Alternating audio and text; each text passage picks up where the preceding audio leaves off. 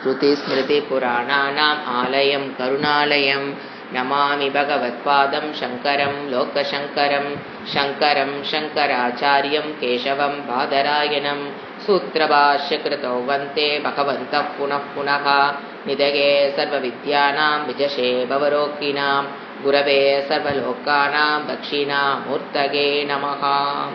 ஓம் சகனா பவது சகனௌ புனக்து சக வீர்யங்கரவாவகை தேஜஸ்வினாவதீதமஸ்து மா வித்விஷாவகை. ஓம் சாந்தி சாந்தி சாந்தி. பகவத்கீதை 7வது அத்தியாயம்.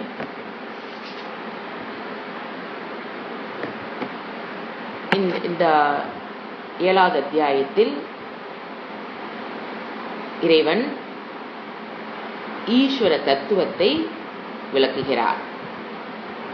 இப்போ நம்ம வேதாந்தத்தில் படிப்போம், நிமித்த காரணமாகவும் இறைவன் தான் இருக்கிறாரு, உபாதான காரணமாகவும் நாம் எதை கண்ணில் பார்க்குறோமோ, எது கேட்குறோமோ, எதை சாப்பிட, எல்லாமே இந்திரியங்கள் எந்தெந்த விஷயத்தை பார்க்குதோ எல்லாமே உபாதான காரணமாக இறைவன் தான் இருக்கிறார்னு வேதாந்தம் சொல்லுது. ஆனால் நம்மளுடைய அனுபவம், அதாவது இந்த உலகத்தோடு நாம் வியாபாரம் டிரான்சாக்ஷன் செய்யும்போது அந்த அறிவில் நின்று நம்மளால டிரான்சாக்ஷன் ஈஸியாக செய்ய முடிவது இல்லை. இது இறைவனுக்கு நம்மளோட நல்லா தெரிஞ்சிருக்கு. அதற்கு காரணம் என்ன? இவ்வளவு அறிவை பெற்றதுக்கப்புறம் நான் ஏங்க அந்த அறிவில் நின்று என்னால் டிரான்சாக்ஷன் பண்ண முடியல அப்படின்னா, மனதில் இருக்கிற ராகம், துவேஷம், பயம், இதுதான் காரணம். வேற எதுவும் காரணம் கிடையாது. அறிவு போயாச்சு, ஆனால் என்னால் நிற்க முடியலனா அதுதான் காரணம். அதுக்கு தான் இவர் என்ன டெக்னிக் இந்த சாப்டர்ல 7வது அத்தியாயத்தில் எடுக்கிறாரு, விபூதி யோகம். அதோடு உன்னை நீ இணைத்துக்கொள். யோகம்னா இணைத்துக்கொள்றது. விபூதியோடனா, விபூதினா இங்கு இருப்பது அனைத்தும், எது நீ பெருமை வாய்ந்த பொருட்களாக பார்க்கிறியோ அது அனைத்தும் இறைவனுடையதாக நீ பாரு. அதுதான் விபூதி. பூதி, விபூதினா அவருடைய விபூதியாக, இறைவனுடைய பெருமைகளாக, இறைவனுடைய அருமைகளாக, இறைவனுடைய சக்தியாக நீ பாரு. எந்த இடத்தில் ஒரு அபரிதமான ஒரு சக்தியை நீ பார்க்கிறியோ, எந்த மனிதனிடம் ஒரு சக்தியை நீ பார்க்கிறியோ, எந்த இடத்துல ஒரு அழகை பார்க்கிறியோ, அதெல்லாம் என்னது? இறைவனுடையதுன்னு பார்த்து பார்த்து பாவனை, இட் இஸ் அன் ஆட்டிடியூட் கொண்டு வந்து அது இறைவனாக பார்க்கறது பேரு தான் விபூதி யோகம். இதுல 12வது ஸ்லோகத்துல பாத்தீங்கன்னா அவர் என்ன சொன்னாரு, சிருஷ்டிக்கும் நான் தான் காரணம், ஸ்திதிக்கும் நான் தான் காரணம், நாளைக்கு லயத்துக்கும் நான் தான் காரணமாக நான் இருக்க போறேன் அப்படிங்கிறத அவர் 12வது ஸ்லோகத்துல ஆரம்பிச்சாரு. அப்படி ஏன்னா இதை நம்ம புரிஞ்சுக்கணும்னா நம்ம சிருஷ்டி கிரமத்தை கொஞ்சம் புரிஞ்சுக்கணும். இந்த சிருஷ்டி உருவாவதற்கு முன்பு நம்ம அனைத்து ஜீவராசிகளும் காரண சரீரத்தில் ஒடுக்கம். அந்த காரண சரீரம் தான் என்னன்னு பேரு, மாயா அப்படின்னு பேரு. அந்த மாயா அதான் ஃபர்ஸ்ட் பிரகிருதியாக இருக்கு. இன்ஆக்டிவ் ஸ்டேஜில் இருக்கும்போது அதுக்கு பிரகிருதின்னு பேரு. அது ஈஸ்வர தத்துவத்தின் ஈஸ்வர தத்துவமாக எப்போ ஆகுது, அந்த பிரதிபிம், அதாவது அந்த பிரம்மத்துடைய சத்து சித்து ஆனந்த ஸ்வரூபம் அல்லது சத்தியம் ஞானம் அனந்தம்ங்கிறது இங்க ரிஃப்ளெக்ட் ஆகும்போது அந்த மீடியமா ஆயிரும். அது பிரகிருதி becomes the media to reflect ஆனதுக்கு அப்புறம் ரிஃப்ளெக்ட் ஆகும்போது அந்த பிரகிருதிக்கு பேரு மாயின்னு பேரு. மாயங்கிறது நம்ம என்னன்னு பார்த்திருக்கோம், திரிகுணா ஆத்மிகா மாயா, 3 குணத்தை உடையவள், சத்துவ ரஜோ தமோ குண ஆத்மிகா மாயா. அப்புறம் பிரம்ம ஆசிரியா மாயா, போன கிளாஸ்ல பார்த்தோம். பிரம்மனை தான் சார்ந்திருக்க முடியுமா தவிர தனியாக தனக்கென்று ஒரு இருப்பு இல்லாதவள் தான் மாயா. எந்த ஒன்று இல்லையோ அதுக்கு பேர் தான் மாயைன்னு பேரு. இந்த மாதிரி மாயை தத்துவம் தான் என்னவா இருக்குது, இது உலகமாக மாறி இருக்கிறது அப்படிங்கிறத என்ன சொல்றாரு, அந்த நான் மாயை கையில் வைத்துக்கொண்டு இந்த உலகத்தை படைத்தேன் அப்படிங்கிறத கான்செப்ட் நம்ம 12வது ஸ்லோகத்துல பார்த்தோம்.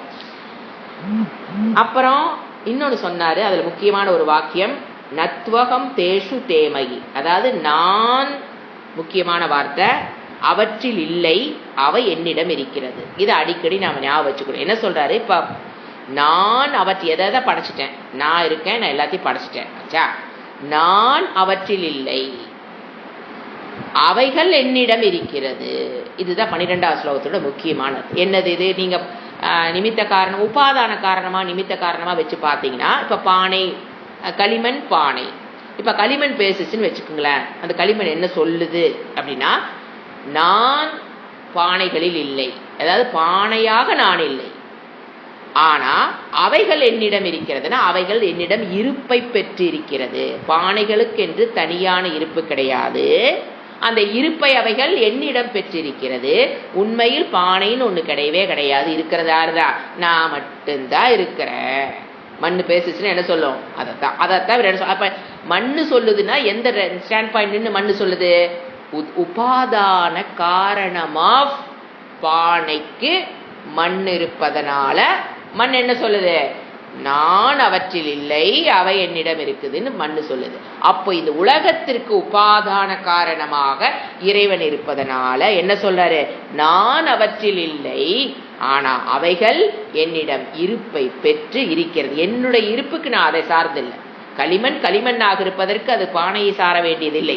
ஆனா பானைங்கிறது தன்னுடைய இருப்புக்கு எங்க சார்ந்திருக்குது? களிமண்ணை சார்ந்திருக்கிறது. அந்த உதாரணத்தை வச்சுங்க உங்களுக்கு அந்த இது ஈஸியா புரிஞ்சிடும். அதுக்கடுத்து இந்த 12வது இது முடிஞ்சதுக்கு அப்புறம் 13வது ஸ்லோகத்துல பாத்தீங்கன்னா துயரத்திற்கு என்ன காரணம். அதாவது இந்த இடத்துல 2 தத்துவத்தை அவரு என்ன சொல்றாரு? இன்ட்ரோடியூஸ் பண்ணாரு. 2 அனுபவம், இந்த உலகத்தில் 2 அனுபவம், எக்ஸ்பீரியன்ஸ். ஒன்னு பராப்பிரகிருதி, இன்னொன்னு அபராப்பிரகிருதி. பராப்பிரகிருதினா என்ன? அழியாத அறிவுடன் கூடிய அறிவு சொரூபம், சத்தியமாக இருப்பது பராப்பிரகிருதி. இன்னொன்னு என்னது? அபராப்பிரகிருதி. அது என்னது? ஜடம். ஒன்னு சேத்தனம், இன்னொன்னு ஜடம். இந்த 2, ஒன்னு அறிவுடன் கூடியது, ஒன்னு அறிவில்லாதது, ஜடம். பஞ்சபூதங்கள் ஜடம், என்னுடைய சரீரம் ஜடம், நான் பார்க்கும் சரீரங்கள் அனைத்தும் ஜடம். ஏன்? பஞ்சபூதங்களால் ஆனது. நான் பார்க்கிற கல்லு மண்ணு என்னதான்? ஜடம். நான் பார்க்கிற சரீரங்கள் அனைத்தும் என்னதான்? பஞ்சபூதங்களால் ஆனது. பஞ்சபூதங்கள் ஜடம், நான் பார்க்கிற சரீரம் எல்லாம் பஞ்சபூதனால் ஆனது, அதுவும் என்னதான்? ஜடம். சோ ஒண்ணு. உலகத்தை இப்ப 2 பிரிக்கிறார். கண்ணுக்கு நமக்கு அனுபவத்துக்கு எற்ற விஷயத்தை 2 பிரிச்சார். சோ எல்லாமே என்னதான்? ஜடம். நீ மரம், செடி, கொடி எல்லாமே அதனுடைய சரீரங்கள் எல்லாம் என்னது? பஞ்சபூதங்களால் ஆனது. அப்ப அது ஜடம். அது அந்த ஜடமா இருக்கிறது ஆக்டிவேட்டுக்கு வர்றதுக்கு ஒண்ணு காரணமா இருக்குது. அது அறிவு சொரூபம். சோ அது அது மேலான தத்துவம், அறிவு சொரூபம். அது இந்த ஜடத்துல வெளிப்படுற இடத்துல அது என்னவா ஆயிக்குது? உயிருள்ளதாக அது நடந்து கொண்டு செயல்பாடுகளை செய்து கொண்டிருக்கிறது. சோ இந்த உலகத்தை 2 அனுபவத்துல 2 பிரிக்கிறார். ஒன்னு பராப்பிரகிருதி, ஒன்னு அபராப்பிரகிருதி. அதெல்லாம் சரி. இப்ப துயரத்துக்கு என்ன காரணம்? எல்லாவற்றுக்கும் காரணம் இறைவன் தான் அனைத்துக்கும் காரணம்னா, அப்ப துயரத்துக்கு காரணம் இறைவனா? அந்த ஒரு கேள்வி மனதுக்குள்ள வரணும். இப்ப என் மனதுக்குள் ஒரு பராப்பிரகிருதி இருக்குது, அபராப்பிரகிருதி இருக்குது. பராப்பிரகிருதி அங்க இது பண்ணுது, அது தன்னுடைய வேலையை பார்த்து செஞ்சுட்டு இருக்குது. துயரம்ங்கிறது மனதுக்குள் எப்படி வருது? எங்கிருந்து தோன்றுதுன்னா அதுவும் இறைவன் தான் காரணம். ஏன்னா நிறைய பேரு அந்த என்னுடைய துயரத்துக்கு இறைவன் நீக்காம இருக்கிறார், இறைவன் காரணம் நினைக்கிறோம். என்ன காரணம் அப்படிங்கிற விசாரணத்தை நம்ம பார்த்தோம். அந்த துயரம் எங்கிருந்து வந்தது, அது எங்கு இருக்குது, எதனால வந்தது? ஒரே காரணம். இறைவன் சொல்றாரு, அந்த பராப்பிரகிருதியையும் அபராப்பிரகிருதியும் சரியாக பிரித்து புரிந்து கொள்ளாததால் வருவதுதான் உன்மனதில் வருகிற துயரம். Nobody is the cause. நாம சொல்லிட்டு இருக்கலாம் என் துக்கத்துக்கு அவங்க காரணம், இவங்க காரணம், ஒரு லாங் லிஸ்ட் வச்சிருப்போம் பாத்தீங்களா? அது அறியாமையோட விளைவு. உண்மை என் துயரம்ங்கிறது எதனால வந்தது? பராப்பிரகிருதியும் அபராப்பிரகிருதியும் 2ஐயும் சரியாக பிரித்து புரியாததால் வந்ததுதான். அவிவேகம் தான் காரணம். சரி, ஓகே. நமக்கு இறைவன் புத்தி கொடுத்திருக்காரா? கொடுத்திருக்கார். அதுல பிரித்து அறிகிற சக்தியை கொடுத்திருக்காரா? விவேகத்தை கொடுத்திருக்காரா? கொடுத்திருக்கார். பிரித்து கல்லு தனியா, அரிசி தனியா கண்ணுக்கு தெரியுது இல்லையா? பிரித்து அறிகிறோமா இல்லையா? அது தனியா பிரிச்சு எடுத்து அங்கெல்லாம் விவேகம் நல்லா வேலை செய்தே. ஒருத்தர் போய் பேசுறாங்க, உண்மை பேசுறாங்களா, நல்லதா கெட்டதா, இவங்க நல்லவங்களா இவங்க கெட்டவங்களா, இதெல்லாம் பிரித்து அறியக்கூடிய சக்தி இருக்கா? இருக்குதே. என் புத்தியில் விவேகம் இல்லைன்னு நம்ம சொல்ல முடியாதுங்க. பல விஷயத்துக்கு நமக்கு என்ன இருக்குது? பிரித்து அறியக்கூடிய சக்தி இருக்கிறது. ஆனா இந்த விஷயத்தில் மட்டும் என்னுடைய விவேகம் எங்கீங்க போச்சு? என் புத்தி எங்கதான் போச்சு? இழக்கப்பட்டு விட்டேன். இந்த விவேகத்தை நான் என்ன பண்ணிட்டேன்? இழந்து விட்டேன். எதை?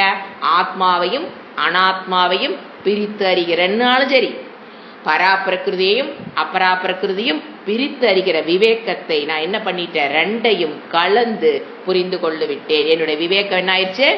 மறைக்கப்பட்டு இல்லைன்னு சொல்லக்கூடாதுங்க. இறைவன் கொடுத்தது இட்ஸ் இன் யுவர் புத்தி ஒன்லி. பட் விவேகங்க, ஏன்னா எக்ஸாம்பிள் என்ன, எத்தனை விஷயத்துல பிரிச்சு அறியறேன், இது ஆண் பெண் எனக்கு பிரிக்க தெரியுதா இல்லையா, எத்தனை விவேகங்கள் நமக்கு இருக்கு. அப்ப இந்த விவேகம் மட்டும் எப்படிங்க எனக்கு தெரியாம போச்சு, பராப்பருக்குது இது அபராப்பருக்குது இதுன்னு ஏன் பிரிக்க தெரியல? என்னை மறைக்கப்பட்டு விட்டதற்கு காரணம் என்னன்னா, யாரு அந்த மறைத்தது? அவர் சொல்றாரு, அதுவும் என்னுடைய மாயனுடைய வேலை. உன்னிடம் இருக்கிற விவேகத்தை மறைத்தது யாரு? மாயா. நான் மறைக்க முடியாது. சேத்தன சொரூபா இருக்கிற நான் உன்னை ஒன்னும் மறைக்க முடியாது. என்னுடைய மாயையை நான் கையில் வைத்துக் கொண்டு உன்னை என்ன பண்ணிட்டேன், உன்னுடைய விவேகத்தை மறைத்து விட்டேன். அதனாலதான் என்ன பண்ணிட்ட, கலந்து எதையும் ஆத்மாவையும் அனாத்மாவையும் சரீரத்தையும் ஆத்மாவையும் கலந்து புரிந்து கொண்டு விட்டாய். சோ என்னுடைய வேலைதான் அந்த மாயை. அப்ப என்ன பண்ணணும், துக்கத்திலிருந்து வரணும்னா, வெளிவரணும்னா உலகத்தை மாற்ற வேண்டிய அவசியம் கிடையாது. உலகத்தில் இருக்கிற மக்களை திருத்தி தான் நான் சந்தோஷமா இருக்கணும்னா, இந்த ஜென்ம 10 ஜென்மம் எடுத்தாலும் நம்ம யாரையும் மாற்றவும் முடியாது, சந்தோஷமாவும் இருக்க முடியாது. மாற்றவர்களை மாற்ற வேண்டிய அவசியம் இல்லை. கிருஷ்ணரே அவதாரம் எடுத்து யாரையும் மாற்ற முடியல. பாரத போர் அவரால் தடுக்க முடியும் போது நான் எம்மாத்திரம், அது என்னுடைய வேலையும் அல்ல, அது அவதார புருஷர், அவரை பார்த்துட்டு போறார். சோ என்னன்னா, இந்த மோகம் சொல்லுவோம், இது மாதிரி ரெண்டையும் கலந்து புரிந்ததுனால எது ஆத்மாவையும் அனாத்மாவையும் பிரிக்க முடியாம என்னுடைய மாயை, தன்னுடைய இறைவனுடைய மாயை தான் என்ன பண்ணிருக்குது, மறைத்து வைத்திருக்கிறது. அப்போ இப்ப என்ன பிரச்சனை, அந்த மாயையை என்ன பண்ணணும், எது மறைத்து வச்சிருக்குதோ அதை நீக்கணும். மாயை என்ன பண்ற, அறியாமை தான் இந்த இடத்துல மாயைன்னு சொல்லுவோம். என்னுடைய அறியாமை யார் கொடுத்தது, இறைவன் கொடுத்தது. என்னுடைய அறியாமை கொடுத்ததும் இறைவன் தான். அந்த அறியாமையிலிருந்து விலகக்கூடிய சாஸ்திரத்தை கொடுத்ததும் இறைவன் தான். முதல்ல அது கான்செப்டை புரிஞ்சுக்கணும். சோ அறிவை எடுத்து விட்டது. அப்ப என்ன பண்ணணும்னு இவர் சொல்றாரு, அந்த மாயையிலிருந்து நீ விலகணும், அறியாமையிலிருந்து நீ விலகணும். அதுக்கு தான் அவர் என்ன சொன்னாரு, அடுத்த ஸ்லோகத்துல பாத்தீங்கன்னா 14வது 13ல பாத்தீங்கன்னா அந்த மாயை பத்தி அவர் விளக்குனாரு. நம்ம விளக்கமா அதெல்லாம் பார்த்தோம். 3 குணங்கள் விகாரமான விஷயங்களில் மயங்கி உள்ளது இந்த உலகம். இந்த உலகம் எதுல மயங்கி இருக்குது, இந்த 3 குணங்களுடைய விகாரத்தில் மயங்கி இருக்கு. ஃபார் எக்ஸாம்பிள் என்னது, சுகர்ங்கிறது ஒண்ணு, அது பலவிதமான ஸ்வீட்டா மாறுதுங்க போது ஒருத்தர் என்ன சொல்றாங்க, எனக்கு குலோப்ஜான் பிடிக்குதுங்கிறாங்க, அதுவும் சுகர் தான். இன்னொருத்தர் எனக்கு ஜிலேபி பிடிக்குதுங்கிறாங்க, அதுவும் சுகர் தான். ஆனா என்ன இருக்குது அவங்களுக்குள்ள, மோகம். எல்லாத்துக்கும் ஆதாரம் சுகர் தான். ஆனா எனக்கு ஒண்ணு பிடிக்குது ஒண்ணு பிடிக்கலின்னு சொல்ற பாத்தீங்களா, அதுக்கு காரணம் மோகம். என்னமோ குலோப்ஜான் வேற மாதிரியும், சர்க்கரையை தவிர்த்து குலோப்ஜான் வேற மாதிரியும், சர்க்கரையை தவிர்த்து ஜிலேபி வேற மாதிரியும் நம்ம என்ன பண்றோம், அதுக்கு பேர் என்னது, மோகம், குழப்பம். எது எல்லாத்துக்கும் பேஸ் சுகர்னு தெரிஞ்சாலும் நம்ம அந்த டேஸ்ட் மாறி பாக்கிறோம் அப்படின்னா, அது சர்க்கரைன்னு தெரிஞ்சாலும் நமக்குள்ள ஒரு மாற்றத்தை உண்டு பண்ணி பாக்கிறோம்னா பிகாஸ் ஆஃப் மோகம், அறியாமை. எது எல்லாத்துக்கும் பேஸ் என்னது, சுகருங்கிற. அதை போல் இந்த உலகத்திற்கு அனைத்துக்கும் ஆதாரமாக சர்க்கரையாக இருப்பது பிரம்ம தத்துவம். ஆனா அந்த மாயினுடைய விகாரங்களில் நாம் என்ன பண்ணிட்டோம், மயங்கி போய் கிடக்கிறோம். அப்ப மாயிலிருந்து என்ன பண்ணணும், நம்ம வெளியில வரணும். மாயினுடைய மயக்கத்திலிருந்து வெளியில வரணும். இப்ப நம்மளுடைய சூழ்நிலை என்ன, அந்த மயங்கி கிடக்கிற மாயினால் மயங்கி கிடக்கிற புத்தியை, மயங்கி இருக்கிற புத்தி தான், அந்த புத்தியை மாயிடமிருந்து வெளியில வரணும், மாயை கடக்கணும். இதுதான் பாயிண்ட். இந்த மாயை கடக்கிறதுக்குனா அதுதான் இப்ப சரணாகதிங்கிறத பாக்குறோம். என்ன சொல்றாரு அடுத்தது அவரு, அடுத்த ஸ்லோகத்துல 14வது ஸ்லோகத்துல பாத்தீங்கன்னா உங்களுக்கு அந்த மாயை பற்றிய விளக்கங்கள் தான் கொடுத்தாரு. தெய்வீ, ஈஸ்வரனோட ஆசிரியம், கேஷா குணமகி மம மாயா, என் மாயா யாரு, என்னுடைய மாயா, என்னை ஆசிரித்து இருப்பவள் அவள். ஆனா நான் அவளை வச்சுதான், அறியாமை வச்சுதான் என்ன பண்றேன், அதாவது இண்டிவிஜுவல் லெவல்ல அதுக்கு பேர் அறியாமைன்னு பேருங்க. காரண சரீரம்னு எடுத்துக்கலாம், பாப புண்ணியம்னு எடுத்துக்கலாம். வியஷ்டியா பார்க்கும்போது அதுக்கு மாயேன்னு சொல்லுவோம். ரெண்டு கன்ஃபியூஸ் பண்ணிக்க வேண்டாம். துரத்திய கடப்பது அவரே சொல்றாரு கடினம், ஆனா முடியாதுன்னு சொல்ல பாருங்க. மாயை கடப்பது கடினம், ஆனா முடியாதது அல்ல. அவ ஏன்னா என்னுடைய மாயா. மாமேவ ஏ பிரபத்தியந்தே, இத முக்கியம், இதைத்தான் நீ பாக்குறோம்.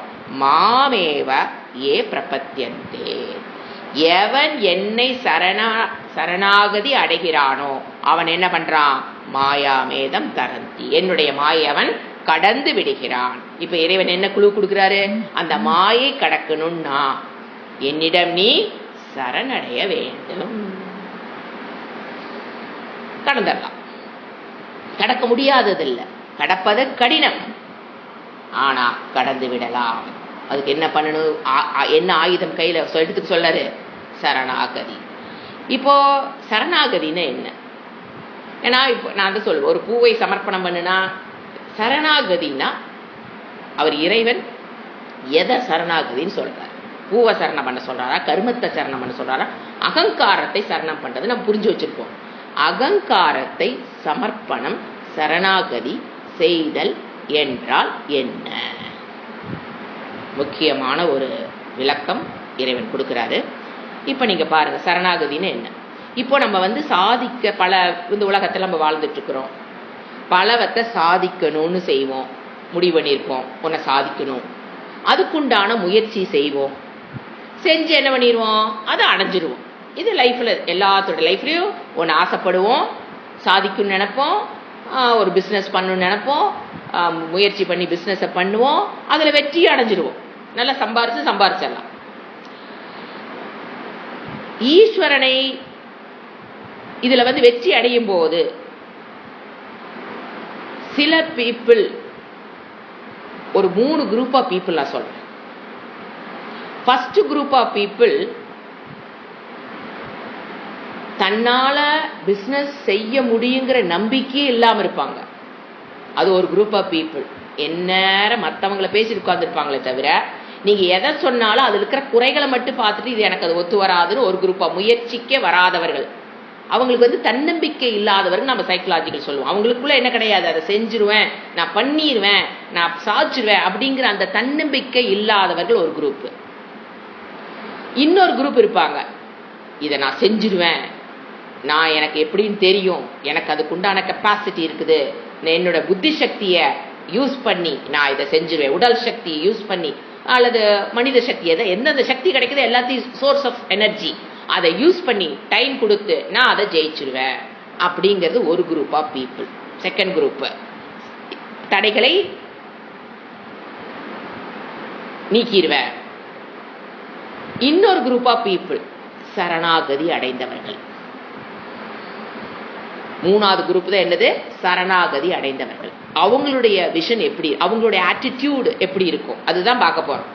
நான் செஞ்சு அவங்களும் சரணாகதி அடைந்தவர்களும் உன்னை சாதிக்கும் நினைப்பாங்க, அதற்குண்டான முயற்சியை செய்வாங்க, அதில் வெற்றி காணுவார்கள்.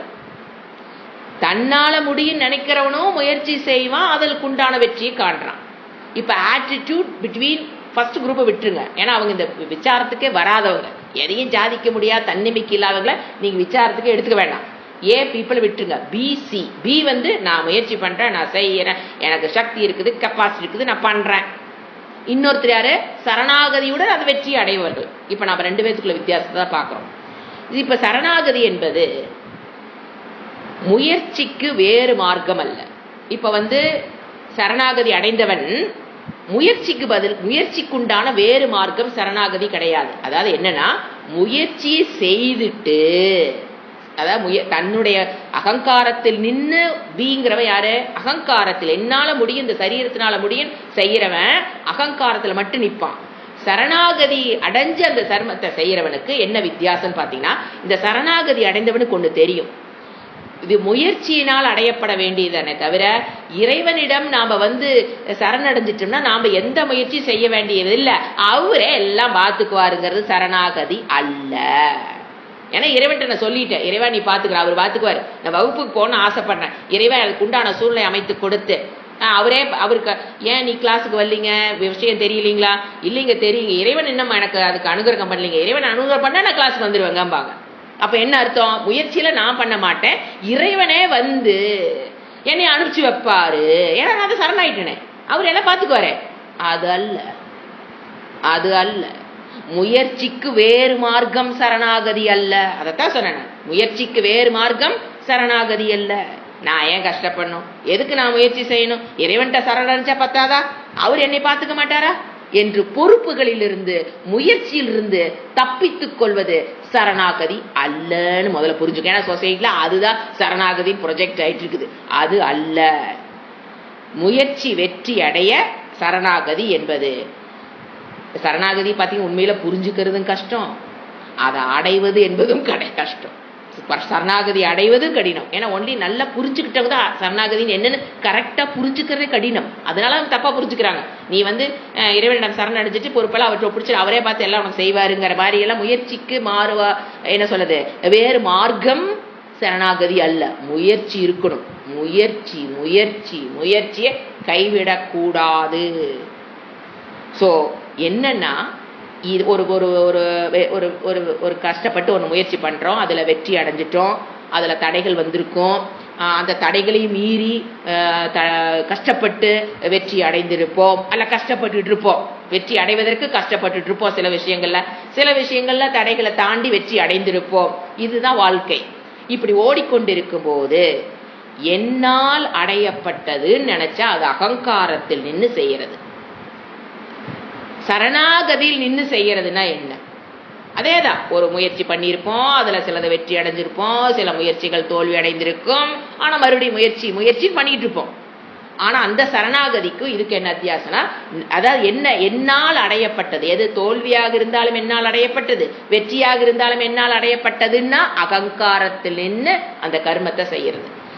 அதே கர்மம் தான், பிசினஸ் தான். சரணாகதியுடன் செய்தல் என்றால் சரணாகதி என்பது செயல் அல்ல, இட் இஸ் அன் ஆட்டிடியூட். முதல்ல அதை புரிஞ்சு, இட் இஸ் அன் ஆட்டிடியூட். அது வெற்றி வரும்போது சரி, தடைகள் வரும்போது சரி, நீங்க தடைகளை மீண்டு வரும்போது சரி, தடைகளில் தோல்வி அடையும் போதும் சரி, எப்படி இருந்தாலும் வாட் இஸ் மை பாவனா, என்னுடைய ஆட்டிடியூட் எப்படி இருக்குனுங்கிறத சரணாகதி. ஸோ என்னன்னா, இந்த சரணாகதி பீப்புளுடைய ஆட்டிடியூட் என்ன? நம்பர் 1, அவங்களுக்கு என்ன தெரியும்னா, என்னுடைய அகங்காரத்திற்கு மேல் ஒரு சக்தி இருப்பதை உணர்தல். இது சி குரூப். சரணாகதி அடைந்தவர்களுடைய ஆட்டிடியூட் என்ன இருக்கும்? எனக்கு மேல ஒரு சக்தி இருப்பதை உணர்தல். ஏன்னா ஜென்ரலா அந்த பி குரூப்புக்கு என்ன தெரியுங்களா பிரச்சனை? அவங்க அகங்காரம் தனக்கு மேல எதையும் ஏத்துக்காது. அந்த அகங்காரத்தில் மட்டும் நிக்கிறவங்க பாருங்க, தனக்கு மேல் எந்த அகங்காரத்தையும் ஏற்றுக்கொள்ளாது. ஆனா இவன் என்ன தெரிஞ்சுக்கிறான்? முதல்ல பேசிக்கா, எனக்கு என்னுடைய அகங்காரத்திற்கு மேல் ஒரு சக்தி இருப்பதை உணர்தல், அல்லது என்னுடைய அகங்காரத்தினுடைய பலவீனத்தை அறிதல். 2 ஈக்குவல் தான். 2 நடக்கணும். சரணாகதி நடக்கிறதுக்கு முதல்ல என்ன தெரியணும்? என்னுடைய அகங்காரத்திற்கு மேல் ஒரு சக்தி இருக்குது ஃபர்ஸ்ட். 2வது, என்னுடைய அகங்காரத்தில் இருக்கிற பலகீனத்தை, சக்தி இல்லாமையை காணக்கூடிய சக்தி இருக்கும். இதுதான் மெயின். ஸோ நம்ம ஒரு காரியம் செய்யும் போது பி குரூப் பீப்புள் என்ன பண்றாங்க? அகங்காரத்தில் என்ன செய்யறவங்க? அவங்க புதுசா தன்னுடைய உடல் மீது என்ன சொல்றது, ஒரு நம்பிக்கை வச்சிருப்பாங்க. விஸ்வாசம் சொல்வது சமஸ்கிருதத்துல. விஸ்வாசம், அவனுடைய உடல் மேல், அவங்களுடைய மனதின் மேல், அவங்களுடைய புத்தியின் மேல் என்ன இருக்கும்? ஒரு விஸ்வாசம். நான் சாதிக்க முடியும் என்கிற எண்ணம் இருக்கும். தே சரணாகதி ஆன் த பாடி. அங்க எங்க சரண்டர் ஆயிருக்காங்க? ஆன் தேர் ஓன் மனம், ஆன் தேர் ஓன் தேர் புத்தி. ஓன் இதெல்லாம் தப்பு இல்லைங்க, 2க்குள்ள வித்தியாசம் என்னன்னு சொல்ல. அவங்களுடைய மனம், அவங்களுடைய புத்தி, அவங்களுடைய உடல் சக்தி வச்சு அவங்க என்ன பண்றாங்க? அதுக்கு மேல என்ன இருக்கு? அவங்களுக்கு ஒரு விசுவாசம் இருக்கு, நம்பிக்கை.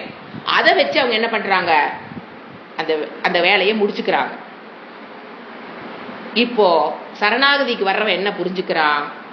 எதை நான் நம்பினேனோ, பி குரூப் எதை நம்புறாங்களோ, எதை நான் நம்பினேனோ, என்னுடைய உடல், என்னுடைய மனம், என்னுடைய புத்தி, என்னுடைய சக்தி, எதை நான் நம்பினேனோ அது தவறு என்று புரிந்து கொள்ளும். எங்க வர்றான்? சீக்கு வருவோம். நான் எதை நம்பினேனே அதெல்லாம் கஷ்டம். இதெல்லாம் ஈஸியா நடக்கிற வேலை இல்லைங்க. சொல்லிக் கொடுக்கறதெல்லாம் ஈஸி, கேத்து புரிஞ்சுக்கிறது, நோட்ஸ் எழுதுறது ஈஸி. புரிஞ்சுக்கிறது இருக்கு பாத்தீங்களா, அந்த உணர்வுக்கு கொண்டு வர்றது ரொம்ப கடினம். என்ன புரியுது அவனுக்கு? எதை அவன் நம்பினானோ, எதுக்கு மேல விசுவாசமா இருந்தான்? என்னுடைய உடல், என்னுடைய மனம், என்னுடைய புத்தி, என்னுடைய சக்தி, விசுவாசமா இருந்தானா அது தவறுன்னு புரிஞ்சுக்கிட்டு, அகங்காரத்துக்கு மேல ஒரு சக்தி இருக்குன்னு புரிஞ்சுக்கிட்டு, அதனால அப்போ எனக்கு மேல ஒரு சக்தி இருக்குன்னு புரிஞ்சுக்கிட்டு, என்னுடைய அகங்காரத்தில் என்ன இருக்குது? என்னுடைய அந்த நம்பிக்கை, அதுல ஒரு இயலாமை, பலகீனத்தை, அதோடைய அகங்காரத்தினுடைய பலகீனத்தை எவனால பார்க்க முடியுதோ அவன் தான் யார்கிட்ட சரணடைய முடியும்? ஈஸ்வரிடம். அப்ப மேல இருக்கிற சக்தினா யாருங்க? ஈஸ்வரன்.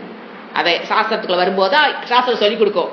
அதுக்கு முன்னால பக்தி மார்க்கத்திற்கு வரைக்கும் மேல ஒரு சக்தி இருக்கு, சக்தி இருக்கு, சக்தி இருக்குன்னு மட்டும்தான் நீங்க பக்தி மார்க்கத்திலேயே இருப்பீங்க. வேதாந்தத்துக்குள்ள வந்ததுக்கு அப்புறம் தான் காமிக்கும், ஏய் அதுதான் ஈஸ்வரன் கோடிட்டு காமிச்சு அந்த இடத்துல நம்ம புரிய வைக்கிறது வேதாந்தம். திட் இஸ் தி டிஃபரன்ஸ் பிட்வீன் பக்தி அண்ட் வேதாந்தம். ஏன்னா பக்திகளுக்கு உங்களுக்கு தெரியும், நமக்கு மேல இறைவன் ஒருத்தர் இருக்கார், அவரு தான் எல்லாம் நடத்தி வைக்கிறார், எல்லாம் ஓகே. பட் அங்க ஒரு அறியாமைங்கிறது ஓடிக்கிட்டே இருக்கும். யாருன்னா இறைவன், நிமித்த காரணம், உபாதான காரணம், அவரு தான் கண்ணுக்கு முன்னால் அவரு தான் இருக்காரு, காண்பதெல்லாம் கிருஷ்ணம்பாங்க. ஆனா உபாதான காரணம் நிமித்த காரணத்தை அவங்க பிராக்டிக்கலா கொண்டு வந்து புரிஞ்சுக்க முடியாது. ஸோ பக்திங்கிற அந்த ஆட்டிடியூட்ல it's good thing, it's not wrong. ஆனா அதை கடந்து இங்க வரும்போது தெரியும் என்னன்னு, யாரிடம் நான் சரணடைறேன், எனக்கு மேல இருக்கிற ஒரு சக்தியிடம் நான் சரணடைதல்னா அப்ப அது யாரு நம்ம வச்சுக்கிறோம், அந்த சக்திக்கு பேர் என்ன, ஈஸ்வரன். யாரிடம் சரணடைந்தா என்னைக்கு நல்லது, ஈஸ்வரனிடம் சரணடைதல், அந்த சக்தியை, அந்த சக்தியிடம் சரணடைதல். ஏன்னா அவருதான் மாயையை தன் கட்டுக்குள் வைத்துக்கொண்டு என்னுடைய அறிவில் என்னை மயக்கி வச்சிருக்கார். யார் என்னோட அறிவை மயக்கினது, அந்த மாயை. அந்த மாயை யாரோட கட்டுக்குள் இருக்கிறா, ஈஸ்வரன். சோ அந்த மாயை கடக்குன்னா அது இருட்டு, சாமாயா. எது ஒன்று இல்லையோ அது மாயா. அதை போய் எப்படிங்க பிடிக்கிறது, அதை எப்படிங்க கடக்கிறது, ஐயோ ஒண்ணுமே புரியலீங்களே. ஒண்ணுமே பிரச்சனை இல்லை. அந்த மாயை யார் கட்டுக்குள் இருக்கிறாளோ அவங்கள போய் பிடிச்சோம்னா மாயை என்ன ஆயிடுவா, காணாமல் போய் விடுவாள். இதுதான் டெக்னிக். அகங்காரத்தை நம்பாமல் அதற்கு மேல் ஒரு சக்தி இருக்குது. சோ இது தன்னம்பிக்கை இல்லாதவர்களுடைய நிலையும் அல்ல, வெறும் தன்னம்பிக்கை மட்டும் போதாது.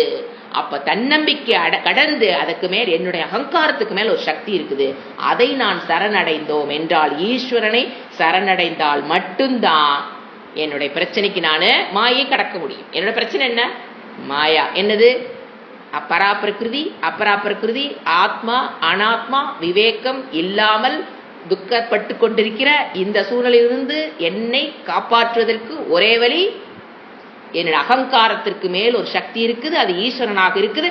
அவர் தான் மாயை தன் கட்டுக்குள் வச்சிருக்கிறார், அறியாமை அத்தனையும் டோட்டலா.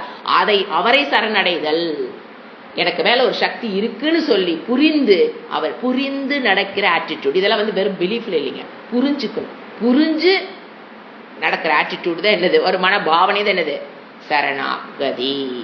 இப்ப நீ ஒரு எக்ஸாம்பிள் சொன்னா ஈஸியா புரியும். இப்ப அர்ஜுனன் பாருங்க, ஃபர்ஸ்ட் எப்படி இருந்தான் பாருங்க. ஏன் அவன் சரணாகதி, மாம் பிரபன்னம், நான் உன்னோட குருவா ஏத்துக்கிறேன் அப்படிங்கிற சூழ்நிலை, அவன் மனோநிலையை மட்டும் பாருங்க. சரணாகதி அவன் அடைஞ்ச அந்த இடத்துல. அதுக்கு முன்னால வரைக்கும் அவன் சரணாகதி அடையல. எங்க இருந்தான், பியா இருந்தான், அப்புறம் தான் சீக்கு வந்தான். என்ன நடந்தது, அவன் எல்லாம் பேச்சு பண்ணினான், என்னால எல்லாம் முடியும். உண்மையில் அவனால் முடியுங்க, முடியாதெல்லாம் கிடையாது. சாதாரண பயிற்சி எல்லாம் அவன் மேற்கொண்டதெல்லாம் அப்படியே எக்ஸ்ட்ராடினரி டேலண்ட், எக்ஸ்ட்ராடினரி போர் வியூகம் அமைக்கிறதாகட்டும், தன்னுடைய படையை காப்பாத்திக்கிட்டு எதிரி அழிக்கிறதாகட்டும், எல்லா வியூகம் அவனுக்கு தெரியும். ஆனா அவன் ஒரு கஷ்டத்தை அனுபவிச்சான். எல்லாத்துக்கு முன்னால வந்து அவங்க போர்க்களத்தில் வந்து முன்னால நிறுத்து கிருஷ்ணா, என்னை கொண்டாந்து முன்னால் நிறுத்துங்கிற வரைக்கும் நல்ல தைரியமா இருந்தான். கொண்டாந்து நடுவில் நிறுத்தி பாரடா கிருஷ்ணா மகனே பாடுறான்னு விட்டாரு. அவரு துரோணாச்சாரியரையும் இவரையும் பார்த்தான். பார்த்தோன்னு அவன் என்ன தெரிஞ்சிச்சு, அவனுக்கு தன்னுடைய அகங்காரத்தினுடைய இயலாமையை அவன் தெரிந்து கொண்டான். அந்த அகங்காரத்துக்கு மேல ஒரு சக்தி இருக்குதுன்னு தெரிஞ்சுக்கிட்டான். அது கிருஷ்ணர் தானு தெரிஞ்சுக்கிட்டான். அவர்கிட்ட போய் என்ன ஆயிட்டான், சரணடைந்து விட்டான். அதுதான் அங்க நடந்தது. அது அப்ப சொன்னா புரியாது. இப்ப 7வது அத்தியாயம் வந்ததுக்கு அப்புறம் சரணாகதி நம்ம அங்க சொல்லி, அர்ஜுனன் சரணடைந்தான், சிஷ்ய பாவம் வந்துருச்சு, அவர் குருங்கிற ஸ்டேட்டஸ கொடுத்தான், அதனால அவர் சொல்லி கொடுத்தாரு, எல்லாம் சொல்றோம். அந்த இடத்துல என்ன நடந்துன்னு பாருங்க. அவன் என்ன புரிஞ்சுட்டான் அந்த டைம்ல, அவனுடைய ஒரு பாருங்க, அந்த துக்கமான சூழ்நிலை அவனுக்கு விபூதியாக அமைந்தது. ஏன்னா அந்த துக்கமான சூழ்நிலை வரலின்னு வச்சுக்கோங்களேன், மனிதனுடைய வாழ்க்கையில் துக்கமான சூழ்நிலை பயந்து ஓடுகிறோம். ஆனா அர்ஜுனுடைய துக்கமான இவ்வளவு டேலண்டா இருந்து வந்து நின்னதுக்கு அப்புறம் அவனால என்ன துரோணாச்சாரியரையும் பீஷ்மரையும் பார்த்தோட மனம் எதுக்கு வந்தது, துக்கம் என்பது அவன் ஞானத்தை பெறுவதற்குண்டான ஹேத்து காரணம். அந்த துக்கமான சூழ்நிலை வள்ளின்னு வச்சுக்குங்க, அவன் ஞானத்தையும் பெற போறதில்ல, பகவத்கீதை வர போறதில்ல, எடுத்து போட்டு தள்ளிட்டு அவன் அரசாண்டுட்டு நார்மல் பர்சனா இறந்து போயிருப்பான். அவனுக்கு அந்த துக்கம்ங்கிறது வந்ததுனாலதான் அவன் அவனுக்குள்ள என்ன புரிஞ்சிருச்சு, எனக்கு என்னுடைய அகங்காரத்துடைய பலகீனத்தை உணர்ந்தான். அதுக்கு மேல ஒரு சக்தி இருப்பதை உணர்ந்தான். அதை சரணடைந்தோம் என்றால் மட்டும்தான் நம்மளால இந்த துக்கத்திலிருந்து விடுபட முடியும்னு தெரிஞ்சது. இத்தனை தெரிஞ்சதுக்கு அப்புறம் என்ன ஆயிட்டான், இறைவா உன்னை நான் கிருஷ்ணா உன்னை நான் சரணடைகிறேன், குருவாக ஏற்றுக்கொள்கிறேன், எனக்கு இந்த எந்த சமயத்தில் எனக்கு நீ உதவு, என்னால் இந்த கஷ்டத்திலிருந்து என்னால் மீண்டு வர முடியவில்லைங்கிறது. இந்த ஆட்டிடியூடு தான் சரணாகதிக்கு எக்ஸாம்பிள். நான் யார் கொடுத்தப்போ? அர்ஜுனன். ஸோ டெஃபினிஷன் சொன்னோம்னா, தனக்கு தானே பயன்பட மாட்டேன் என்பதை உணர்ந்து இறைவனிடம் சரணடைதல் அல்லது இறைவனிடம் உதவியை நாடுதல் சரணாகதி. தனக்கு தானே பயன்பட மாட்டேன், அர்ஜுனன் புரிஞ்சிச்சு, என்னால இந்த இடத்த சிக்கலை தாண்ட முடியாது. தனக்கு தானே பயன்பட மாட்டேன் என்பதை உணர்ந்துங்கிறத அண்டர்லைன் பண்ணிக்கணும். உணர்ந்து இறைவன் சரணடைதல் தான் சரணாகதி. This is intelligent way of living than the Sasuisam சொல்லுவார். இந்த சரணாகதி ஆகிறது பார்த்தீங்களா? ஆனா யாரிடம் ஆகணுங்கிறது ரொம்ப முக்கியங்க. This is intelligent. ஏன் எப்போ எனக்கு இப்போ உங்களுக்கு ஒன்று தெரியுது, இந்த இடத்துல எனக்கு இது சக்தி பத்தாது அப்படிங்கும்போது டக்குன்னு போய் அதை வேற இடமிருந்து அந்த அறிவை பெறக்கூடிய சில பேர்த்துக்கு பார்த்தீங்கன்னா அந்த அகங்காரம், அந்த கர்வம் என்ன பண்ணும், ஒரு இடத்துல ஒரு அறிவு தெரியலன்னு வச்சுக்கலாம், ஒரு விஷயத்தை பற்றி நமக்கு அறிவு தெரியல, ஆனா இப்ப அந்த அறிவு அவசியம், வாழ்வாதாரத்துக்கு அது ஒரு அவசியமா போயிருது. டக்குன்னு என்ன பண்ணணும், யாருக்கிட்ட அந்த அறிவு இருக்கோ அவங்ககிட்ட போய் சரணடைஞ்சு அந்த அறிவை வாங்க தெரியும். திஸ் இஸ் இன்டெலிஜென்ட் லௌகீக விஷயத்திலேயே. This is intelligent way of living. ஏன்னா சில பேர்த்துக்கு அந்த அகங்காரம் இன்னொரு அகங்காரத்தை ஏத்துக்காததுனால அவன் என்ன சொல்றது, நானே முயற்சி பண்ணி பாக்குறேன் அப்படிங்கிற புத்தி தான் ஃபர்ஸ்ட் நிக்குமே தவிர, இப்பவே பாருங்க ஒரு சளி பிடிக்குதுன்னு வச்சுக்கோங்களேன், என்ன பண்ணுவோம், எடுத்தோன்னே டாக்டர்கிட்ட போக மாட்டோம். நமக்கு முடிஞ்ச வைத்தியம், அவங்க சொன்ன ஜூஸ், அவங்க சொன்ன கசாயம் எல்லாம் போட்டு பார்த்து நான் அனுபவித்து சொல்றேன். ஒரு 3 நாள் ஆனதுக்கு அப்புறம் தான் தெரியும், ஓ நம்ம அறிவு நமக்கு பத்தாது, சரணடைகிற யார்கிட்ட போய் சரணடையணும், டாக்டரே நேரா போய் நின்று 2 மருந்து எழுதி கொடுங்க என்னால, அப்ப சரணர், அந்த இடத்த சரண்டர். எனக்கான முயற்சி நான் பண்றேன், ஆனா முடியலிங் போது என்ன தெரியணும், டக்குன்னு சரணாகதி. அப்ப சரணடைகிற இடம் எதுங்கிறது ரொம்ப முக்கியம். அதான் சொல்றது, சரணடைதல்னா என்ன, யாரிடம் சரணடைதல், இறைவனிடம் சரணடைதல். வேத ரூபமாக தர்ம ரூபமாக இருக்கிற இறைவனிடம் சரணடைதல். இப்போ அந்த சரணாகதி அடைந்து எதுக்கு இப்ப நாம ஈஸ்வரனிடம் எது சரணடைகிறோம், ஒரு காரியத்தை சாதிக்க முடியலன்னா சரணடையல. இப்போ பராப்பிரகிருதி அபராப்பிரகிருதி ஆத்ம அனாத்மாவை பிரித்து அறிகிற சக்தியை மாயைங்கிற ஒரு ஆளு மறைச்சு வச்சிருச்சு. அதனாலதான் நான் வாழ்க்கையில துக்கப்பட்டு கொண்டிருக்கிறேன். இந்த சம்சாரம், அந்த சம்சாரத்திலிருந்து விடுபடணும்னா என்னுடைய ஓன் சக்தியை வச்சுக்கிட்டு என்னால அதுக்கு வைத்தியம் பண்ண முடியாது அப்படின்னு உணர்ந்து யார்கிட்ட போய் சரணடைகிறது, ஈஸ்வரிடம் சரணடைதல். அதுக்கு பேர் என்னது, சரணாகதி. இப்போ இந்த சரணாகதி அடையணும்னா முதல்ல ஒரு அறிவு இருக்குதுங்க. ஏன் நிறைய பேர்த்துனால அடைய முடியலன்னு பாத்தீங்கன்னா, இப்போ ஒரு உண்மை தெரியும், நான் என்னை எந்த அளவுக்கு நேசிக்கிறேனோ அதை விட என்னை அதிகமாக நேசிப்பவர் இறைவன். பக்தி இருக்குங்க, ஆனா இந்த விஷன் இருக்கா, இந்த ஒரு ஆட்டிடியூட் இருக்காது அவங்களுக்கு. அது இல்லாதனாலதான் சின்ன பிரச்சனை, பக்தி எல்லாம் கோயிலுக்கு போவாங்க, பண்ணுவாங்க, பூஜை புனஸ்காரம், ஒரு சின்ன பிரச்சனை வந்தோன்னா மர்மரிங் நான் அக்செப்டன்ஸ் ஆஃப் துக்கா. இத்தனை ப்ரே பண்ண, இவர் கடவுள் இப்படி கொடுத்துட்டாரு, அது 5 வயசுல சொல்லலாங்க, 10 வயசுல அப்படித்தாங்க சொல்லணும். அது குழந்தைங்க அப்படிதான் சொல்லு. சாமி கும்பிடும்போது நேற்று அப்படிதான், மழை வர பார்க்குக்கு போலான்னு பிளானு, மழை வந்துருச்சு. கார்ல ஏறிலிருந்து பார்க் வர வரைக்கும் இன்னைக்கு மழை இறைவா மழை நிறுத்தி ப்ரேயர் குழந்தை. அது அந்த வயசுக்கு அது ஓகே. அங்க மழை நிக்கல, இறைவா நீ யூ ஆர் பேட், 3 கன்க்ளூட் பண்ணிடுச்சு, யூ ஆர் பேட், நாங்கள் இவ்வளவு நேரம் ப்ரே பண்ணோம், நீ கேட்டதை நீ கொடுக்கல, யூ ஆர் பேட். அது அந்த வயசுக்கு அது அப்படித்தாங்க. 60 வயசு ஆகி நான் இன்னும் அப்படித்தான் இருப்பேன்னா, 50 வயசு ஆகி 40 வயசு ஆகி நான் என்ன பண்றேன். ஸோ என்ன தெரியலன்னு நமக்கு பேசிக் என்ன தெரியல, நாம் என்ன நினைச்சிருக்கிறோம், நான் என்னை நேசிப்பது போல் இந்த உலகத்தில் யாரும் என்னை நேசிக்க முடியாது நாம் நினைச்சிட்டு இருக்கிறோம். ஆனா உலக மக்கள் ஓகே, பட் என்னை அதிகமாக நேசிப்பவர் தான் இறைவன். அது என்னை விட அதிகமா நேசிக்க தெரியவருக்கு. அப்போ எது எனக்கு நல்லதோ அவர் அதை கொடுப்பார். அடுத்த நம்பிக்கை. அப்படி நேசிக்கிறது என்ன, இப்ப ஐ லவ் சம்படின்னு என்ன அர்த்தம், அவங்களுக்கு நல்லது பண்ணக்கூடியவங்களுக்கு பேர் தானே நேசிக்கிறது. அப்ப இறைவன் என்னை விட அதிகமாக என்னை நேசிக்கிறார்னா கண்டிப்பா அடுத்த ஃபார்ம்ல என்ன தெரியணும், எனக்கு நல்லதை மட்டும்தான் அவர் கொடுப்பாரு. ஆனா கஷ்டத்தை கொடுக்குற மாதிரியே இருக்குங்களே. நல்லதுன்னா பாரு தெரியலையே. இறைவன் கொடுக்கறதுல கஷ்டத்துக்கு மேல கஷ்டமா இருக்குதுன்னா அந்த கஷ்டத்தை கொடுத்து அதன் மூலியமாக நீ விவேக அறிவை பெற்று விடுவாயான்னு ஒவ்வொரு கஷ்டத்தையும் கொடுத்துட்டு இறைவன் பார்த்துட்டு வந்திருக்காரு.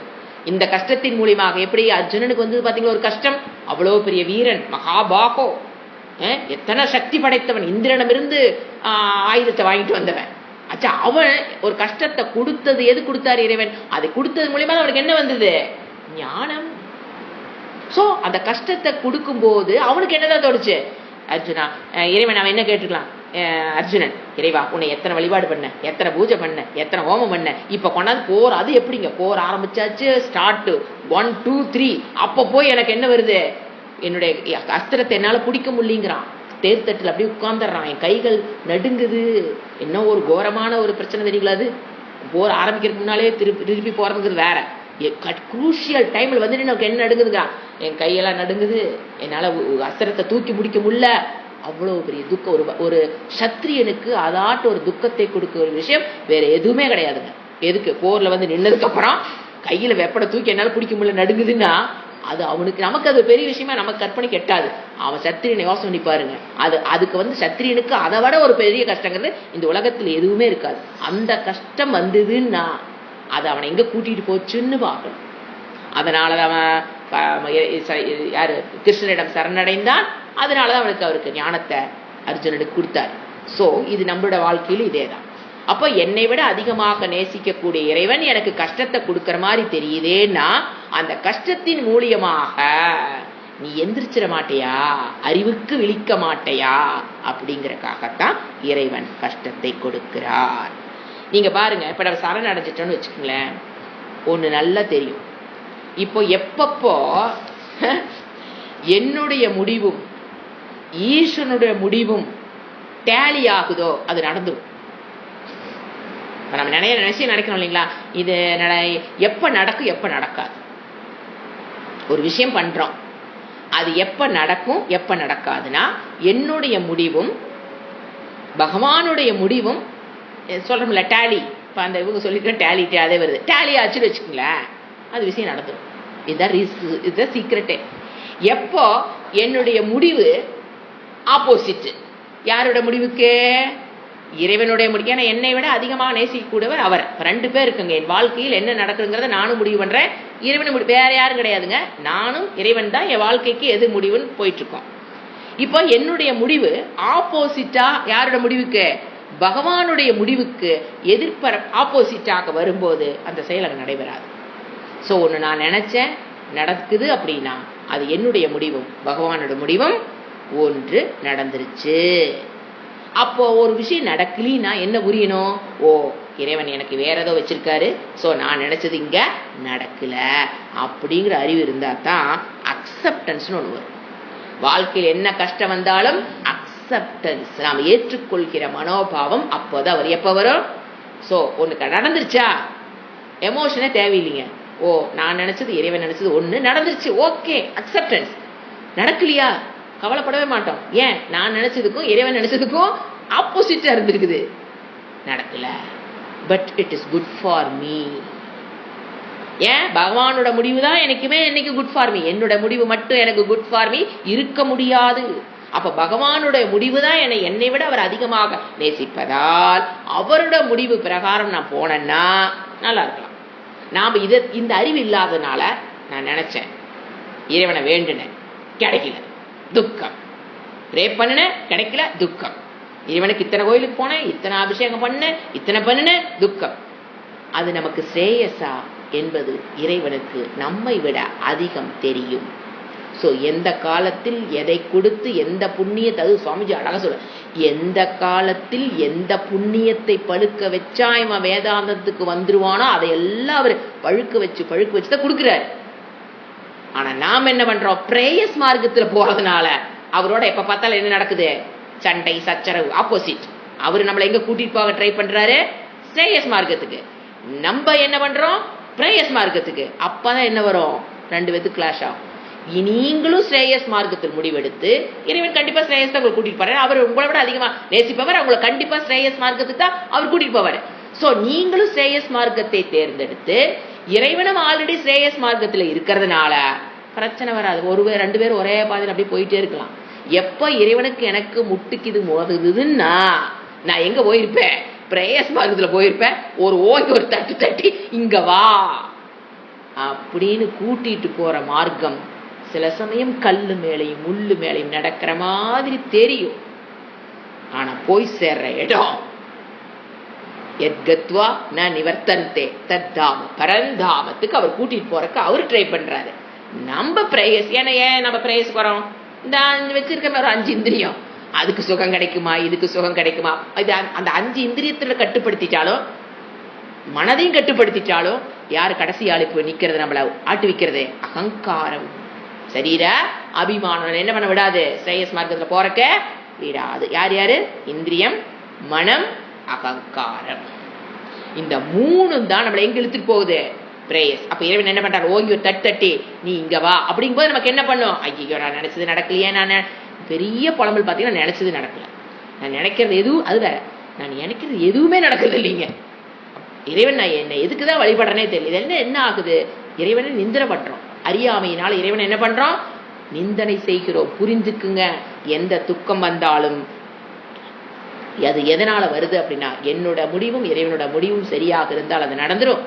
என்னோட முடிவும் இறைவனோட முடிவு தான் என்னைக்கு சரியானது. என்னோட முடிவு சரியா இருக்கு, ஏன்னா எனக்கு அகங்காரம் இருக்குது, மன கிளேசம் இருக்குது, மனதில் இத்தனை அழுக்கு இருக்கு, நான் எடுக்கிற முடிவு எப்படிங்க எனக்கு சரியா இருக்க போகுது? சோ இறைவனோட முடிவு என்னோட முடிவு சமமா போச்சுன்னா அந்த விஷயம் நடக்கும் என்பதை நாம் என்ன பண்ணிக்கணும்? சோ கஷ்டம் வரும்போது அர்ஜுனனை போல் என்ன அடைய தெரியணும்? சரணாகதி அடைய தெரிய வேண்டும். நம் சக்திக்கு மேல ஒரு சக்தி இருக்குது, நம்ம சரணடையும் சக்தி. இப்ப பாருங்க, சரணாகதி என்பது என்னது? சக்தி. சிந்திச்சு பாருங்க, நல்லா புரியும். நீங்க இத்தனால எனக்கு மேல ஒரு சக்தி இருக்கு நீங்க புரிஞ்சுட்டீங்க பாத்தீங்களா? அந்த இடத்துல போய் சரணடைதல் என்பதும் ஒரு சக்தி. அப்பதான் நம்மளால மாயையை கடக்க முடியும். This is இப்ப சரணாகதியில சொல்லுங்க, it is an attitude after a knowledge. ஒரு அறிவை பெற்று அதன் மூலியமாக உணர்வு பூர்வமாக வருகிற ஒரு உணர்வு தான் என்னது? சரணாகதி. அது வெளியில தெரியாது, ஸ்கேன் போட்டால பார்க்க முடியாது. எந்த ஸ்கேன் போட்டீங்களும் இந்த சரணாகதியில பார்க்க முடியாது, ஸ்கேன்ல தெரியாது. ஏன்? It is an attitude towards பகவான். இதுதான் பக்தியினுடைய, இந்த பக்தி மார்க்கம் தான் நம்மள என்ன பண்ணுவோம்? இங்க கொண்டு நிக்க வைக்கும். பக்தியே இல்லைன்னு வச்சுக்கோங்க, எப்படிங்க இறைவன் சரணாகதி? It's not possible. சோ சரணாகதி என்பது பயத்தினால் வருவது அல்ல. நல்லா புரிஞ்சுக்கணும், பயத்தின வரக்கூடாது. உண்மையை உணர்வதா? இப்ப நான் சொல்லி கொடுத்ததெல்லாம் எனக்கு கேட்டதில் என்னது? உண்மை. It is a fact. அந்த உண்மையை உணர்வதால் வருவது சரணாகதி. சரணாகதிக்கு பிறகு ஒரு சக்தி வரும். நீங்க சரணாகதிங்கிறது ஒரு சக்தி. உங்க சக்தியை கொண்டே நமக்கு மேல ஒண்ணு இருக்கு, நமக்கு மேல ஒரு சக்தி இருக்குன்னு தெரிஞ்சுக்கிறோம். அது ஈஸ்வரனாக தெரிஞ்சு அவரிடம் சரணடைதல் என்பது ஒரு சக்தி வேணும். சரணடைதற்கு என்ன வேணும்? கண்டிப்பா ஒரு சக்தி வேணும். சரண் அடைஞ்சிட்டீங்கன்னு வச்சுக்கோங்களேன், அதுக்கப்புறம் பார்க்கலாம். இப்ப இவ்வளவு நேரம் அடைஞ்சது சரணாகதின்னு என்ன, அதை அடைதல், அதை ஆட்டிடியூட்னா என்னன்னு பார்த்தோம். இப்ப சரணாகதி அடைஞ்சிட்டீங்கன்னு வச்சுக்கோங்களேன், but life, that is life. அடைந்ததற்கு பிறகு ஒரு சக்தி வரும் பாருங்க, அந்த சக்தியினால் தான் மாயை நீங்கள் கடக்க முடியும். சரணாகதி அடைஞ்சதுக்கு அப்புறம் என்ன வரும்? நமக்கு ஒரு சக்தி. எங்க இதெல்லாம் எப்படிங்க அடைஞ்சு வாருங்க, அப்பதாங்க தெரியும். நாம வார்த்தைகள் தான் சொல்ல முடியுமே தவிர அது எப்படிங்கன்னா தண்ணிக்குள்ள குதிங்க, நீத்தம் பழகி விடலாம். மேல கிணத்து மேட்ல நின்றுகிட்டு எப்படி நீத்தம் அடிக்குன்னு சொல்லிக் கொடுங்கன்னு கேட்காதீங்க, குதிங்க. அப்பதான் நீத்தம் கணிக்க முடியும். எப்படிங்க அந்த சக்தி வரும்? சக்தி வரும் எப்போ? சரணாகதி நாம நினைச்சுக்கிறோம் சரணாகதி ஆயிட்டே இறைவனுக்கு இது நம்மள மறந்துட்டாருன்னா. நிறைய பேர் ஒரு கோயிலில் வேற 10,000 பேர் வந்திருக்காங்க, நம்மளுக்கு இறைவனுக்கு ஞாபகம் வச்சுக்குவாரா அவருக்கு நாம ஸ்பெஷலா தெரியணும். ஏன்னா அப்பதான் அவர் நம்ம வேண்டுதெல்லாம் கொடுப்பாரு. எனக்கு 10,000 பேரும் கேட்கறாங்க, இறைவன் எத்தனை பேருக்கு கொடுப்பாரு? அப்ப எனக்கு மட்டும் எனக்கு கொடுக்கணும்னா என்ன பண்ணணும்? அவர் எப்படி என்னுடைய கவனத்துக்கு ஈர்ப்பது? ஒன்னும் போராட்டமே தேவையில்லைங்க. இதெல்லாம் தேவையில்லாத மனப்போராட்டம். இறைவன் நம்மளை கவனிச்சிருவாரா, இறைவன் நம்மளை கவனிச்சிருவாரா, இத்தனை கூட்டம் இருக்குதே, இதில் நம்ம கேட்கறது இறைவன் கொடுத்துருவாரா, இத்தனை பேர் எல்லாருமோ கேட்பாங்களே, நான் கேட்கறது கொடுப்பாரே, நான் சொல்றது இறைவா உங்க காதல் விழுகுதா, இது வேற பாடல் வேற, இறைவா நான் சொல்றது உங்க காதல் விழுகுதா, ஏன்னா இத்தனை பேர் சொல்லி கிடக்குறாங்களே, ஏன் நான் சொல்றது காதல் விழுகுதா, ஐயோ இதெல்லாம் மனப்போர தேவையே இல்லை. சரணாகதி என்ன சொல்றது, சரணாகதிக்கு பிறகு உங்களுக்கு ஒரு சக்தி வருங்க. நான் சொன்னது சரணாகதி அடைவதற்கு ஒரு சக்தி சொன்னேன், சரணாகதி அடைந்ததுக்கு அப்புறம் ஒரு சக்தி வரும் பாருங்க. அப்பதான் நீங்க மாயை கடக்க முடியும். First point. ஏன்னா இவ்வளவு நேரம் நம்ம அதுக்கு தான் கிளாஸ் போயிட்டு இருக்குது. அந்த சரணாகதினால் நீங்க என்ன பண்றீங்க, மாயை அடையிறீங்க. ஆனா அதை விட ஒண்ணு, உன் சக்தியை சரணடைவதால், இப்ப என்ன பண்றோம், என்னுடைய சக்தியை நான் என்ன கொண்டு வச்சிடறேன், இறைவனிடம் சரணடைஞ்சிடறேன். உன் சக்தியை சரணடைவதால் என்ன ஒரு சக்தி வருதோ அந்த சக்தியினால் தான் மாயை கடக்க முடியும். புரியுதோ? நீங்க சரணடைவதனால ஒரு சக்தி வரும், அது சரணடைஞ்சா தாங்க தெரியும். இப்ப என்னெல்லாம் கேட்கக்கூடாது, சரணடைவதே ஒரு சக்தி இருந்தா தான் நீங்க சரணடைறீங்க. சரணடைஞ்சதுக்கு அப்புறம் ஒரு சக்தி வரும், அந்த சக்தி வந்தால் மட்டும்தான் நீங்க மாயை கடக்க முடியும். அது என்னங்க சக்தி? It cannot be explained by words. அதை அடைந்தால் மட்டும்தான் தெரியும்.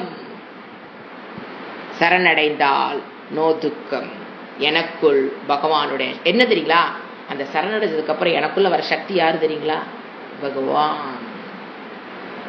அந்த சக்திக்கு ஏதாவது ஈக்குவல் இருக்காங்க? எனக்குள் பகவான் இருக்கிறார், அந்த பகவானுடைய சக்தி எனக்கு கிடைக்கப்போ. ஏன் அதுக்கு முன்னால அகங்காரத்தின் சக்தியில நீங்க வேலை செஞ்சுட்டு இருந்தீங்க. நீங்க அகங்காரத்தை நீங்க இறைவன்ட்ட சரண்டர் அடிச்சிட்டீங்கன்னா அந்த அகங்கார சக்தி மட்டும் அது சுச்சுபி சக்திங்க. நீங்க சரணடைஞ்சிட்டீங்கன்னா உங்களுக்குள் வெளிப்படுவது யாரோட சக்தி, பகவானுடைய சக்தி. Simple secret. மனசு நல்ல ஆழம் பற்றி வச்சுக்கோங்க. நீங்க எனக்குள் அது யார் சக்தி வருது, சரணடைஞ்சதுக்கு அப்புறம் ஒரு சக்தி வரும் சொல்றேன் இல்லையா, அது யாரோட சக்தி வேணா சொல்லலாம், பகவானோட சக்தி. அது எங்கிருந்து வருது, பகவானிடம் இருந்து வருதுலாம் சொல்லலாம். அது எப்படி இருக்குங்கிறது நீங்க சரணடைஞ்சா மட்டும்தான் தெரியும். அடைஞ்சிட்டீங்கன்னா அது யாரோட சக்தியாத்தான் இருக்கணும், பகவானுடைய சக்தி. எனக்குள் பகவான் சக்தி இருக்கிறார். அது என்னங்க சக்தி? Indefinite. It is not finite. Indefinite சக்தி வரும். If you lost the finite you will get the indefinite. If you lost the finite, நீங்க அந்த ஃபினிட் என்ன, ஒரு குறைபாடுள்ள குறைந்த சக்தி ஃபினிட் சக்தி தான் எனக்குள்ள இருக்குது. அகங்காரத்தில் இருக்குது ஃபினிட். அதை நீங்க இஃப் யூ லாஸ், அதை தொலைச்சிட்டீங்கன்னா, அகங்காரத்தை நீங்க தொலைச்சிட்டீங்கன்னா ஃபினிட் சக்தியை நீங்க தொலைச்சிங்கன்னா உங்களுக்கு கிடைக்கிறது என்னது, இன்ஃபினிட் சக்தி. ஏன்னா மாத்தி சொல்ல ஏதோ ஒரு விஷயத்தை உங்களுக்கு புரிஞ்சிடாதான். நீங்க அதை ஃபினிட்டை சப்மிட் பண்ணிட்டீங்கன்னா கிடைக்கிறது என்னது, இன்ஃபினிட் சக்தி, எனர்ஜி. எதுக்கு? டு கெட் அவுட் ஆஃப் மாயா. என்னங்க மாயன்னா எனக்கு யாருன்னே தெரியாது, அவளை கடந்தா என்ன கடக்க ஒட்டி என்ன, அந்த மாயாதான் யாருக்கு காரணம், சம்சாரம். சம்சாரம் என்ன, துக்கம்னு என்ன, ஐயோ எனக்கு அது இல்லையே, இதுக்குள்ளே மனதுக்குள்ள இருக்கிற அத்தனை துக்கத்துக்கு காரணம் அறியாமை, மாயா. அதை கடக்கணும்னா சரணடையணும். சோ இந்த இடத்துல ஒரு சொல்லிட்டு முடிச்சுக்கலாம். அதாவது ஜனகர் சொல்லுவாரு, ஞானம் ஏற்படுவதற்கு முன்பு நான் என்ன சொல்லிக் கொண்டிருந்தேன் தெரியுமா, இந்த ராஜ்யம் எனது, இது ஆள்பவன் நான் அப்படின்னு பெருமைப்பட்டு கொண்டிருந்தேன். ஜனகர் சொல்லுவார், ஞானம் பெறுவதற்கு முன்ன நான் அப்படி இருந்தேன். ஞானத்தை பெற்றதற்கு பிறகு என்ன சொன்னா, இப்ப நான் என்ன சொல்றேன்னா, I am the creator of this world, I am raja. இந்த அப்போ ஒரு குறிப்பிட்ட ஒரு பிரபஞ்சத்தில் இருக்கிற ஒரு பர்டிகுலர் கொஞ்சோண்டு ஏரியாவுக்கு நான் ராஜா ராஜா ராஜான்னு சொல்லிட்டு இருந்தேன். எப்போ அகங்காரத்தில் நிக்கிற வரைக்கும் நான் அதற்கு ராஜான்னு சொல்லிட்டு கிடந்தேன். ஞானம் பெற்றதுக்கு அப்புறம் தான் தெரிஞ்சது இந்த உலகத்துக்கு நான் ராஜா. That is the difference. எதுல நின்று வாழணுங்கிறத மே யூ டிசைட். ஏன் அப்ப என்ன சொல்றாரு, எனக்கு கீழே யார் இருக்கா, இந்த உலகத்தை ஆள்கிறேன்னு என்ன சொல்ற வர்றாரு ஜனகரே, மாயை இப்ப எனக்கு கீழே இருக்கிறா, அவளையும் நான் கைக்குள் வைத்து, எப்படி ஈஸ்வரன் மாயை தன் கைக்குள் வைத்துக் கொண்டு இந்த உலகத்தை படைத்தாரோ அதை போல் நானும் என்ன பண்ணிட்டேன், மாயை என் கட்டுக்குள் கொண்டு வந்துட்டுனா, அறியாமை என் கட்டுக்குள். அப்ப ஆட்டோமேட்டிக் அதோட கான்சிக்வன்ஸ் என்ன, அவித்யா, காமம், கர்மம் எல்லாமே யார் கட்டுக்குள் வந்துருச்சு, என் கட்டுக்குள். பகவானிடம் இருக்கும் சக்தி எனக்கு வந்தால் மட்டுமே மாயை கடக்க முடியும். ஏன்னா அவர்னாலதாங்க கடக்க முடியும். இப்ப இன்டைரக்டா என்ன கன்க்ளூட் பண்றோம், பகவானிடம் இருக்கிற சக்தி எனக்குள்ள வந்தா மட்டும்தான் மாயை கடக்க முடியும். அப்ப மாயை கடந்தவர்கள் எல்லாருக்குள்ள யார் இருக்கா, பகவான் சக்தி வெளிப்பட்டு கொண்டிருக்கிறதுங்கிறது. சொல்லாமல் புரிந்து கொள்ளப்பட வேண்டிய விஷயம். ஸோ சரணடைவது என்பது ஒன்றை சொல்லி முடிச்சுக்கிறேன், வாயில் வடை சுடுவது அல்ல. ஓம் சாந்தி சாந்தி சாந்தி. ஹரிஹி ஓம் ஸ்ரீ குருப்யோ நமஹ. ஹரிஹி ஓம்.